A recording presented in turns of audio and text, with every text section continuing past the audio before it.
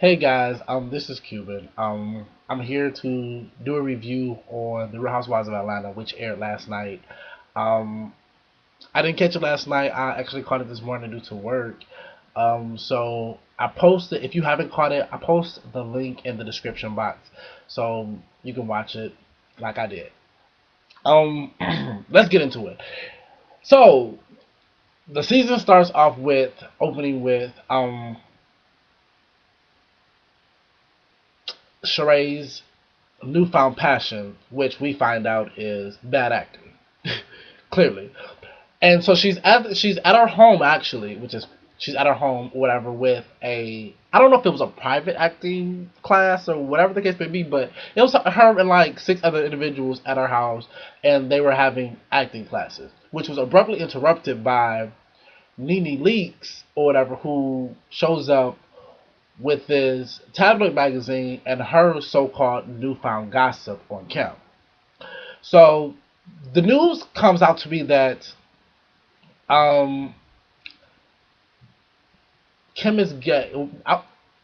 She's bisexual, okay, and she's been dating dating this DJ, female DJ, whatever. So they kiki about that.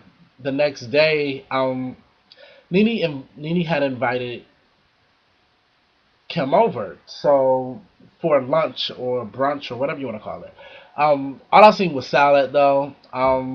But she invited Kim over. She put on this evening gown, so she called. Baby, by the way, this evening gown had it showed every dinner roll that Miss Nene has ever eaten. Boo, boo, boo. Come on, don't have your back out and your roll showing too. No, that's not fabulosity, boo boo. Anywho, so they sit there and they talk. It comes out that now this is what's funny. Dwight tells Kim that Greg borrowed $10,000 from Dwight, and Dwight was informed not to tell Nene. Okay, this adds fuel to the fire for Greg and Nene's marriage. Let me break it down. Last season they had problems because Greg didn't support her. This season you find out already, and within the first 15, 20 minutes of it, that the roles have switched as in financial. Well, the financial roles have switched, and Nene is the breadwinner, and Greg is no longer. But if we can recall, Greg is also a real estate broker, so it makes perfect sense because the market is down. So, on top of that, um, Nene feels like Greg has been keeping secrets. Okay, so now she has all of these issues plus this secret business affair thingy. I don't know. I can't say if it's true or not. But anywho, um, so they talk about that, and of course, Nene confronts Greg later on throughout the show, and the $10,000 deal. Truth, truth comes out to be that it was actually a $5,000 business deal, and he was supposed to reap a $200 profit, or a $200 return, plus his investment money. Um, so yeah, but I have a question. What would Greg is in the real estate business, correct? So what investment could he have possibly done for $500? Really, how much help could that have been? And you're selling houses worth millions. Just me. Anywho, so yes, my girl is back. Candy or whatever. I love her. Not too much feeling this little swoop hair thingy she got because it's red and black, and she uses too much gel because it's just slacked up there and it's just stuck. And yeah, girl, get it together. Get it together. Um, but she is dating this new guy. She started dating again. This new guy named Willis. Um, she informs him that she's on this celibacy until December something. Now, to me, celibacy is no sex. Sex includes, to me, oral, anal, vaginal, whatever other sex you can think of. It has sex in the name, baby. It's sex. So, but he asks a question. Well, let's ask the question to Candy that, okay, well, does that include oral sex? And she says no. So, of course, he's okay with that. Um, Kim and her daughter are talking, and you find out that Kim's daughter is dating. Um, and she wants to date this French guy who doesn't speak a bit of English. I don't know how that's gonna work, but more power to her. Um, I laughed during this episode, or during this little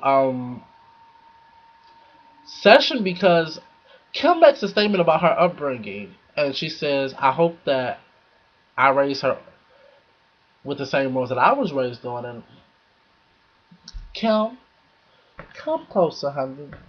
Okay, now, boo boo, what morals are we referring to? Because for the last 2 seasons, you dated a married man, and at the end of last season, you was engaged to this exact same married man. This season, you still rock the engagement ring of the married man. So, baby, where is Marvel's at? Just a question. Anywho, so I think I have a newfound housewife that I'm falling in love with. Phaedra, or whatever, who is a celebrity attorney. Baby, work out, okay? By the way, her fiance, or her husband, I'm sorry, is gorgeous. Anywho, so, yeah, she's a Southern belle, and, oh, she is so sedity. I love it, though. Kudos to you, boo boo. Do you? Hats off to you. Um, She looks like she's about to pop though. She's pregnant and her baby is due like any day now. So yeah, um, you don't meet the other new housewife though, which I was kind of confused about. So I don't know if they had a casting problem or whatever. But you don't meet her this season. I mean, well, not this season, but this episode.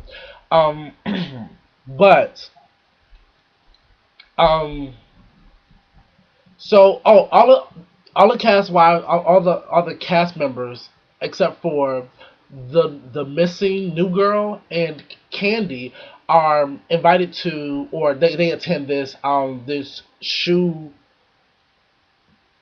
release party or review exhibition, something like that. Anywho, and you find out that Dwight is supposed to be there. Now, Dwight has said that he has given $30,000 to Cherie and her fashion show. If he put $30,000 in there, he's stupid. Because I didn't see $30,000. And if anybody else seen $30,000, please inform me where that money went to. Okay, so, and then also remember, like, he also, quote unquote, loaned Greg $10,000.